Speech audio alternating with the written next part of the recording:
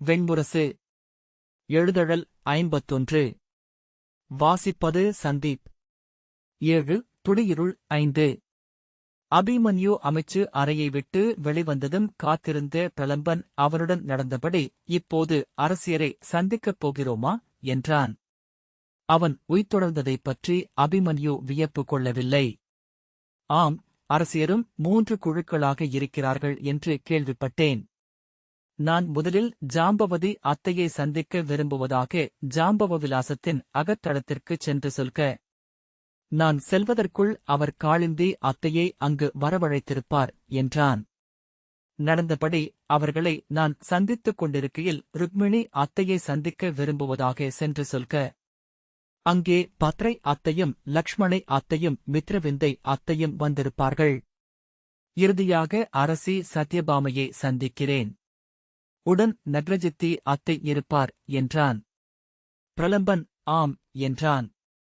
3 சந்திப்புகளில் அனைத்தையும் முடித்துவிடலாம் என்றான் அபிமன்யு தனக்கே என. பிரலம்பன் தலைவணங்கி முன்னால் சென்றான். அபிமன்யு தன் அறைக்குச் சென்று ஏவலனிடம் தனக்கு அகத்தளத்திற்குரிய ஆடைகளை அணிவிக்கும்படி சொல்லி அமர்ந்தான். அவன் உள்ளம் அனைத்துச் சொற்களையும் இழந்து முழுமையாகவே விழுந்து கிடந்தது. சோர்வு மெல்ல கட்டைவிரலில் இருந்து கிளம்பி உடலை நிறைத்தது.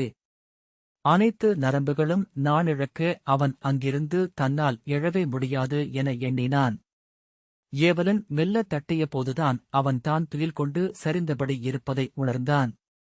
அதற்கு முந்தைய கணம் அவன் உபப்பிலாவியத்தில் இருந்தான். எவரிடம் பேசிக் கொண்டிருந்தேன்? அகத்தளம் புகுவதற்குரிய வெண்பட்டு மேலாடையும் வெண்ணிற கீழாடையும் அணிந்து வெண்ணிற தலைப்பாகை சூடி அவன் ஜாம்பவ விலாசத்தை அடைந்தபோது அங்கு ஜாம்பவதியின் சேடியான பிரியை காத்து நின்றிருந்தாள். அரசி தங்களை உள்கூடத்திற்கு அழைத்து வரும்படி ஆணையிட்டிருக்கிறார் இளவரசே என்றாள். அவன் புன்னகையுடன் ஆம், உள்கூடம் ஒலிபுகா சுவர்கள் கொண்டது என்றான். அவன் என்ன சொல்கிறான் என்று புரியாமல் புன்னகைத்தபடி தலைவணங்கினாள் பிரியை. உள்கூடத்தின் வாயிலருகே சென்றதும் அவள் உள்ளே செல்லும்படி கை காட்டிவிட்டு நின்றுவிட்டாள். பெரிய கதவு வெண்கலக் கீழில் வெண்ணையில் என ஒலியிலாது சுழன்று தசை கூடுவது போல இணைந்து மூட அபிமன்யு உள்ளே சென்று நின்றான். ஜாம்பவதி பீடத்தில் அமர்ந்திருக்க அப்பால் சாளரத்தருகே சுவர் சாய்ந்து காளிந்தி நின்றிருப்பதைக் கண்டான். பெரிய பளிங்கு தூண்களால் தாங்கப்பட்ட வெண்குடைவு கூரை கொண்ட அக்கூடத்தில் அவர்கள் இருவர் மட்டுமே இருந்தனர். கடற்காற்று உள்ளே சுழன்று கொண்டிருந்தது. வருக மைந்தா என்று ஜாம்பவதி அவனை வரவேற்றாள். தாழ் பணிகிறேன் அத்தை என்று சொன்னபடி குனிந்து அவள் தாழ் தொட்டு சென்னு சூடினான் அபிமன்யு. அவன் தலையில் கை வைத்து வெல்லப்படாதவனாகு என்று அவள் வாழ்த்தினாள். அவன் காளிந்தியை வணங்கிய போது அவன் தலையை அவள் மெல்லத் தொட்டாள். அபிமன்யு இதுவரை சந்திக்காமையின் குறை இருந்தது அத்தை. ஆனால் இளையோருடன் விளையாடி தங்களுடன் சொல்லாடிய மகிழ்வை பெற்றேன் என்றான். அவன் அமர்ந்ததும் ஜாம்பவதி நீ சாம்பனை இன்று சந்தித்தாயென்று அறிந்தேன் என்றாள். அபிமன்யு ஆம் அத்தை என்றான். அவர் என்னிடம் சொன்னவற்றை அரசரிடம் சென்று சொல்லும்படி பணிக்கப்பட்டிருக்கிறேன். அதற்கு முன் அவற்றை தங்களிடம் சொல்ல விரும்புகிறேன் என்றான். ஜாம்பவதி கை நீட்டி அவனைத் தடுத்து மைந்தா, அவன் என்ன சொல்லியிருப்பான் என்று எனக்குத் தெரியும். அதில் ஒரு சொல்லையேனும் நான் கேட்க விரும்பவில்லை. என் உடலும் உள்ளமும் ஊழும் மாற்றுலகங்களும் ஒருவருக்காக மட்டுமே.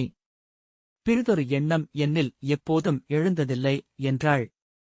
அவர் தந்தையிடம் மாறு கொண்டிருக்கிறார், களமெதிர் நிற்கவும் கூடும் என்றான் அபிமன்யு. அவ்வாறு என் மைந்தர் நிற்பார்களே என்றால் அவர்களின் குருதியை ஒருதொளி விழிநீர் எழாது நின்று நோக்கவும் நான் சித்தமாவேன். அவர்கள் எனக்கு எவருமல்ல என்று ஜாம்பவதி சொன்னாள். இங்கிருக்கும் எவரும் எனக்கு உறவல்ல, இவ்வாறு சூழ்ந்துள்ள எப்பொருளும் என்னுடையதும் அல்ல, இங்கு ஒலிக்கும் ஒரு சொல்லுக்கும் என்னுள்ளத்தில் பொருளில்லை. ஒருவருக்கு மட்டுமென இப்புவி பிறந்தேன். அவரிலிருந்து அவர் விழைவால் அலைவுற்று விலகி வந்த அவர்தான் நான் என்று ஜாம்பவதி சொன்னாள். மீண்டு அவர் அகத்து அமர வேண்டியவள். என்னை அவரென்றன்றி பிறிதென்று எப்போதும் உணர்ந்ததில்லை. இம்மைந்தர் இங்கு பிறக்கையில் அவர் என்னில் நிகழ்கிறார் என்றே எண்ணினேன்.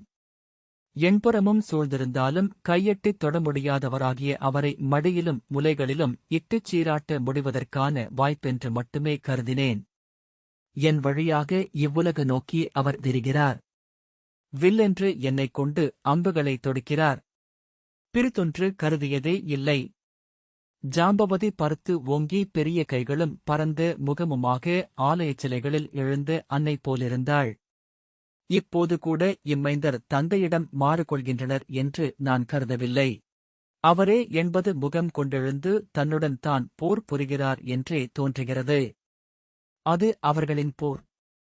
நாங்கள் எண்மரும் அதில் எங்கும் இல்லை என்றாள். சிறிய கரிய உடலும் சிறுமியருக்குரிய வட்டமுகமும் கொண்டிருந்த காளிந்தி, ஆம், அக்கை சொல்வதே என் சொல். இத்தனை தெளிவாக என்னால் உரைத்துவிட இயலாது என்றாள். ஜாம்பவதி, மைந்தரை என் தோளிலிருந்து இறக்காது வளர்த்தேன். மூத்தவனை அன்னையுடன் இருப்பவன் என்பதனால் சம்பன் என்று செவிலியர் களியாடுவதுண்டு. எப்போதும் பிரியாமல் என்னைச் சுற்றி என் உளம் அமைந்த உருவத்தை 10ஆக பிரித்தமர்த்தி ஒவ்வொன்றையும் வழிபட்டு வந்தேன் என்றாள். மீண்டு சென்று என் மைந்தனிடம் பேசுவாயென்றால் சொல்க. அவனிலும் அவன் உடன்பிறந்தாரிலும் நான் கண்டது ஒரு முகத்தை மட்டுமே. அழிவற்றது அம்முகம். அவர்களின் உடல் அழிந்தால் கூட இப்புவியில் என்றும் இருக்கும் அது. அவள் எழுந்து கொண்டு, இப்போது நீ மூத்த அரசியர் இருவரையும் பார்க்கப் போகிறாய் என்று எண்ணுகிறேன். அவர்களுடன் பிற 4வரும் இருப்பார்கள். எண்ணிக்கொள் மைந்தா, ஒருவருக்கும் மறுசொல்லென ஒன்றுமிருக்காது. நாங்கள் 8 பிரிந்து வேறு வேறு முகம் கொண்டு உளம் திரண்டு சொல் பெருக்கி முரண்பட்டு இங்கு ஆடும் இந்த நாடகம் அவர் மகிழ்ந்து உவகை கொள்ளும் பொருட்டு எழுந்தது மட்டுமே. இதற்கப்பால் நாங்கள் அரசியர் அல்ல, அன்னையரும் அல்ல என்றாள். அபிமன்யு எழுந்து கைகூப்பி நின்றான். ஜாம்பவதி தன் மேலாடையை அள்ளி தோளிலிட்டுக் கொண்டு, நாங்கள் அணிபுனைய வேண்டும். இன்று அவையமரும் நன்னாள். 14 ஆண்டுகளுக்குப் பின் என்றாள். அபிமன்யு தலைவணங்கி, இதையும் நான் அறிந்திருந்தேன், அத்தையே. இத்தனை உகந்த சொற்களில் இதை கேட்கும் பேறு எனக்கு அமைய வேண்டுமென்றுதான் இத்தருணம் எனக்கு அளிக்கப்பட்டது என்று உணர்கிறேன் என்றான்.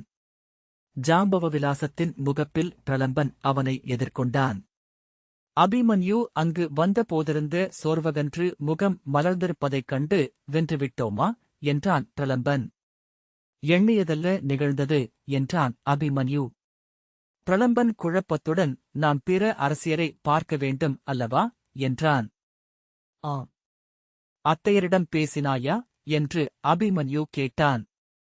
இளவரசே, யாதவ அரசியும் இளையரசியும் பிற 4வருடன் அரசரின் அறைக்கு சென்று விட்டார்கள் என்றான். அரசர் அறைக்கா? இன்னும் பொழுதிருக்கிறதே என்று அபிமன்யு சொன்னான். ஆம், அவர் இன்னமும் அணியரை விட்டு வரவில்லை என்றார்கள் என்றான் பிரலம்பன். என்ன நிகழ்ந்ததென்றே தெரியவில்லை. நாம் மூத்தவர் பானுவை சந்தித்ததை மூத்த அரசி அறிந்திருக்கலாம். சினம் கொண்டு தன் அரண்மனையிலிருந்து கிளம்பி அரசரை சந்திக்கும் பொருட்டு சென்றார் என எண்ணுகிறேன். ஆனால் அவருடன் பிறரும் சென்றிருக்கிறார்கள் என்றான் அபிமன்யு. ஆம், அவர் செல்வதைக் கண்டு அவருடன் இளைய அரசியும் சென்றார் என எண்ணுகிறேன். ஆகவே பிற 4வரும் உடன் சென்றனர். அபிமன்யு, எப்போது அவர்கள் அரசர் அறைக்குள் நுழைந்தார்கள் என்றான். சற்று முன்பு. அச்செய்தியை அறிந்ததும் தங்களை சந்திக்க ஓடி வந்தேன். அரசியருடனான சந்திப்பு நீளும் என்றால் உள்ளே வந்து எவ்வாறு அதை தெரிவிப்பது என்று தயங்கிக் கொண்டிருந்தேன். அது விரைவிலேயே முடிந்துவிட்டது என்றான். வருக என்று அவன் தோளில் தட்டியபடி அபிமன்யு நடக்க, எங்கு செல்கிறோம்? அரசியரை சந்திக்க இது உகந்த தருணமல்ல. நீங்கள் எண்ணிய எதையுமே இப்போது நாம் அவர்களிடம் சொல்ல முடியாது என்றான் பிரலம்பன். அவர்களிடம் இனி சொல்வதற்கு எதுவுமில்லை. அவர்கள் அனைவரின் பொருட்டும் ஜாம்பவதி அத்தையே பேசிவிட்டார்கள் என்று அபிமன்யு சொன்னான். அபிமன்யுவும் பிரலம்பனும் இடைநாழிகளினூடாக நடந்து கூடத்தில் படிகளில் மேலேறி மீண்டும் ஒரு இடைநாழியைக் கடந்து அரசரின் மைய மாளிகைக்கு சென்றார்கள். பிரலம்பன் மூச்சு வாங்க, இவ்வரண்மனை ஒரு சிறுநகரின் அளவுக்கு உள்ளது. இதற்குள்ளே புரவியிலோ தேரிலோ செல்வதற்கான வழிகள் உருவாக்கப்படவில்லை என்றால் முதியோர்கள் இடறுவார்கள் என்றான். அபிமன்யு அவனை திரும்பிப் பார்த்து புன்னகைத்து, முதியவர்களை உள்ளேயே மஞ்சளில் தூக்கிச் செல்வதுண்டு என்றான். காலோய்ந்த இளையோரையும் அவ்வாறே அவர்கள் தூக்கிச் செல்லலாம் என்றான் பிரலம்பன். இளைய யாதவரின் மாளிகை முகப்பில் நின்ற அமைச்சர் சுதமர் அபிமன்யுவைக் கண்டதும் மெல்ல தலையசைத்து நிகழ்ந்ததை அவர் அறிவார் என்பதை உணர்த்தினார். அபிமன்யு அருகே சென்று, நான் அரசரை சந்திக்கலாமா என்றான். அவர் அணியறையில் இருக்கிறார். அரசியர் மட்டும் உள்கூடத்தில் அவருக்காக காத்திருக்கிறார்கள். அங்கே அமைச்சர்கள் செல்லும் வழக்கமில்லை. ஆனால் மைந்தராக உங்களுக்கு தடை இல்லை என்று சுதமர் சொன்னார். அவர் சொன்னதை புரிந்து கொண்டு தலைவணங்கி ஏவலனிடம் தன்னை உள்கூடத்திற்கு கூட்டிச் செல்லும்படி அபிமன்யு சொன்னான். உள்கூடத்தின் வாயிற்காவலன் உள்ளே சென்று அவன் வரவை அறிவித்து மீண்டு வந்து உள்ளே செல்லும்படி யாதவ அரசி ஆணையிட்டிருப்பதை உரைத்தான். பிரலம்பனிடம் அங்கு நிற்கும்படி கை காட்டிவிட்டு அபிமன்யு உள்ளே சென்றான். உள்ளே ருக்மிணியும் சத்யபாமையும் இரு பீடங்களில் அமர்ந்திருந்தனர். இருவருக்கும் பின்னால் நக்ரஜித்தியும் பத்ரையும் லக்ஷ்மணையும் மித்ரவிந்தையும் நின்றிருந்தனர். அபிமன்யு உள்ளே நுழைந்து சத்யபாமையின் காலடிகளைத் தொட்டு சென்னி சூடினான். அவள் வாழ்த்து முகமாக தலையைத் தொட்டாள். ருக்மிணியையும் தாழ் வணங்கிவிட்டு பிற அரசியர் அனைவரையும் பொதுவாக நிலம் தொட்டு வணங்கிவிட்டு அவன் அருகே நின்று கொண்டான். அவன் தொடங்குவதற்குள் சத்யபாமை, நீ எங்கிருந்து வருகிறாய் என்று அறிவேன். நீ சொல்ல வருவதும் தெரியும் என்றாள். ஆம் அத்தை. சற்று முன்னால் சாம்பரையும் பானுவையும் பார்த்தேன். பின்னர் ஜாம்பவதி அத்தையை பார்த்துவிட்டு தங்களைப் பார்க்க வந்தேன் என்றான் அபிமன்யு. ருக்மிணி புருவத்தைச் சுளித்து, அவள் இன்னும் அவைக்கு அணி செய்து கொள்ளவில்லையா? சற்று நேரத்தில் அரசர் அவை புகவிருக்கிறார் என்றாள். திரும்பி நக்ரஜித்தியிடம் சென்று அவளிடம் கிளம்பச் சொல். பொழுதாகிறது என்றாள். அபிமன்யு உட்புகுந்து, அத்தை, நான் விடை கொண்டபோது அவர்களிருவரும் அணிகொள்ளத்தான் செல்வதாக கூறினார்கள் என்று சொன்னான். நாங்கள் கிளம்பிவிட்டோம். இன்று 14 ஆண்டுகளுக்குப் பின்னர் அரசர் அவையமரவிருக்கிறார். துவாரகையின் அருந்தருணங்களில் ஒன்று இது என்றாள் ருக்மிணி. அபிமன்யு 6 அரசியர் முகங்களையும் நோக்கினான். பின்னர், அதனால்தான் நான் பார்க்க வந்தேன். இது ஒரு நன்மங்கல தருணமாக அமையாதென்று அஞ்சுகிறேன் என்றான். சத்யபாமை, ஏன் என்றாள். அத்தையரே, தங்கள் மைந்தர் எவரும் இன்று அவையமரப் போவதில்லை என்றான் அபிமன்யு. சத்யபாமை, அதனால் என்ன? அவை என்பது ஒருவரே. அவர் அமர்ந்த பெண் அங்கே எவர் இருந்தாலென்ன, இல்லை என்றால் என்ன என்றாள். ஆம், ஆனால் தங்கள் மைந்தர் இல்லையேல் என அபிமன்யு தொடங்க, அதை அவர்கள் முடிவெடுக்கட்டும். அவர்கள் தங்கள் நலன் காக்க அறிந்தவர்கள் என்றாள். அவர்கள் செயலுக்கு நீங்களும் பொறுப்பல்லவா என்றான் அபிமன்யு சற்று எரிச்சலுடன். சத்யபாமை இயல்பாக, அவர்கள் எங்களுக்கு எவ்வகையில் உறவு என்றாள்.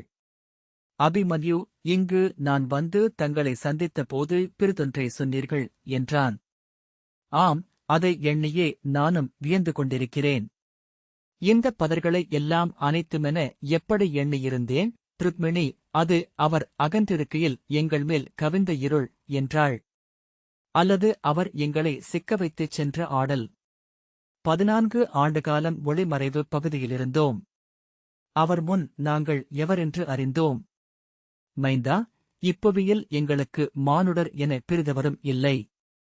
துணைவியர் என நாங்கள் 8 மாயைகளில் சிக்கிக் கொண்டவர்கள் என்றாள் சத்யபாமை. நாங்கள் அழகிகள் என்னும் மாயை, உயர்ந்தோர் எனும் மாயை. அவருக்காகவே பிறந்தோம் என்றும் அவருக்காகவே வாழ்கிறோம் என்றும் அவரை மகிழ்விக்கிறோம் என்றும் அவர் முன் எவர் பெரியவர் என்றும் அவர் எங்களை விரும்புகிறார் என்றும் எண்ணும் மாயைகள். அனைத்துக்கும் மேலானது அவர் மைந்தரைப் பெற்றோம் எனும் மாயை. இறுதியாக அதில் சிக்கியிருந்தோம் என்றாள் சத்யபாமை. மாயைகளில் பெரிது அன்னை எனும் பற்று அனைத்துச் சிறுமைகளையும் அள்ளிக் கொண்டு வந்து நிறைக்கிறது. அனைத்து வாயில்களையும் மூடி அறியாமையை வளர்க்கிறது. அனைத்துக்கும் மேலாக அன்னை என்று அமைந்து ஆற்றுவதெல்லாம் நன்றே என்ற பொய்யில் திளைக்க வைத்து மீட்பில்லாதாக்குகிறது. வெளிவந்த பின்னரே அதை உணர்கிறோம் என்றாள் ருக்மிணி. ஆனால் இதுவும் அவர் ஆடுவதே என எண்ணுகையில் நன்றே நிகழ்ந்தது என்றே கொள்கிறோம். சத்யபாமை இன்று 80 தந்தையுடன் ஆடும் விளையாட்டு என்னவென்று எங்களுக்கு புரியவில்லை. இதையும் அவரே எவ்வகையிலோ ஆடுகிறார் என்று தோன்றுகிறது. ஒருவேளை இப்பெருநகரே ஒரு மாயமென்றிருக்கலாம். இந்திரமாயம் காட்டுபவன் இரு கைவிரல்களை விரைந்து அசைத்து இழுத்து விரித்து வெறும் வெளியில் உருவாக்கும் பொய்யுருவங்கள் போன்றது இந்நகரென்று தோன்றுகிறது. வெறும் நுரைவடிவு. ஒளியே பருப்பொருளாகும் விழிமயக்கு. கைசுருக்கி அவன் விலகும்போது இழுபட்டு உருகுவிந்து துளி என்றாகி வெட்ட வெளியில் மறைவது என்றாள்.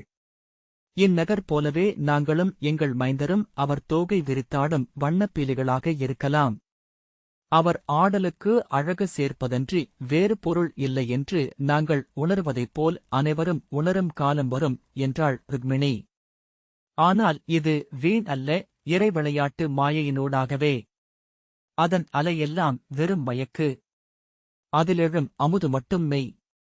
இப்போரும் குடிப்பூசலும் குருதியும் விழிநீரும் மறையும். பொய் என்றாகி கதையென மீட்கப்படும். நூலென பயிலப்பட்டு மெய்யென திரட்டப்படும். அதுவே அவர் இங்கு நிகழ்ந்தமைக்கான பொருள். அபிமன்யு பொருளின்றி அவர்களை நோக்கிக் கொண்டிருந்தான். முற்றிலும் அயலான ஓரிடத்தில் வேறு ஒளியில் வேறு காற்றில் சொற்கள் அறியா பெரும்பொருள் கொள்ளும் சித்த பரப்பில் இருந்து கொண்டிருப்பதாக தோன்றியது. அது எவரோ இயற்றி முடித்துவிட்ட நூல். மாபெரும் காப்பியங்களுக்குரிய ஒத்திசைவும் பிறழ்வுகளும் கொண்டது. பொருள் கடந்த விரிவும் பொருளின்மையும் நிறைந்தது. குழந்தைக் கதை என்றும் அழியா தொல்கதை என்றும் மூத்தோர் நெறி என்றும் மூவா விழைவென்றும் அறமென்றும் கீழ்மரமென்றும் மாறி மாறி தன்னைக் காட்டுவது. 1000 பட்டை கொண்ட ஒரு வைரம். அதை 1000 கோடி முறை திருப்பித் திருப்பி மட்டுமே காட்ட இயல்வது இந்த முகம். ஆடுகளால் அல்ல, அள்ளற்கரியது கடல். அதை அள்ள கடலென வெறுகிறது எவருடைய ஓசொல். அவன் பெருமூச்சு விட்டான். ஆம், எங்கோ அமர்ந்து கிருஷ்ண துவைபாயனர் இதை எழுதிக் கொண்டிருக்கிறார் போலும் என்று நானும் எண்ணிக்கொண்டேன் என்று மித்ரவிந்தை சொன்னாள்.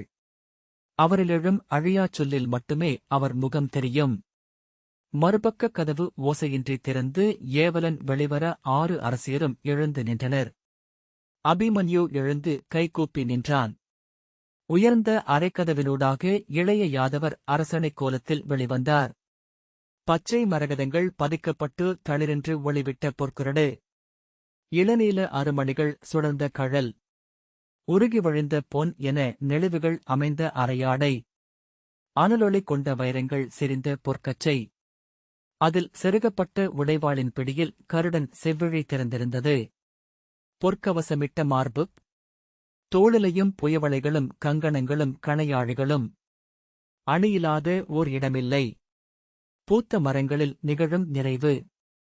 அணிகள் உடலுக்கு மானுடன் அளிக்கும் படையல். இது உன் அழகு, இது உன் நெகிழ்வு, இது உன் குழைவு, இது உன் குலுங்கல், இது உன் சிலம்பல், இவை நீ கொண்டவற்றின் தூய்மைகள் மட்டுமே என அவன் உடலிடம் சொல்கிறான்.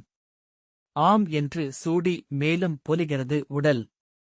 அணிகளால் குழந்தை மலர்கிறது. கன்னியர் கனிகிறார்கள். அன்னையர் நிறைவுறுகிறார்கள். அரசர்கள் மாண்புறுகிறார்கள். தெய்வங்கள் விழியுறுக்கொள்கின்றன. அணிகளன்றி அவர்களுக்கு அளிக்க மானுடனிடம் ஏதுமில்லை.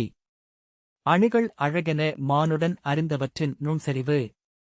அவன் விழிகொண்ட தவத்தை கைகள் அறிந்ததன் சான்று. ஆக்கி அழைக்கும் தெய்வங்களுக்கு முன் பணிந்து அவன் காட்டும் ஆணவம்.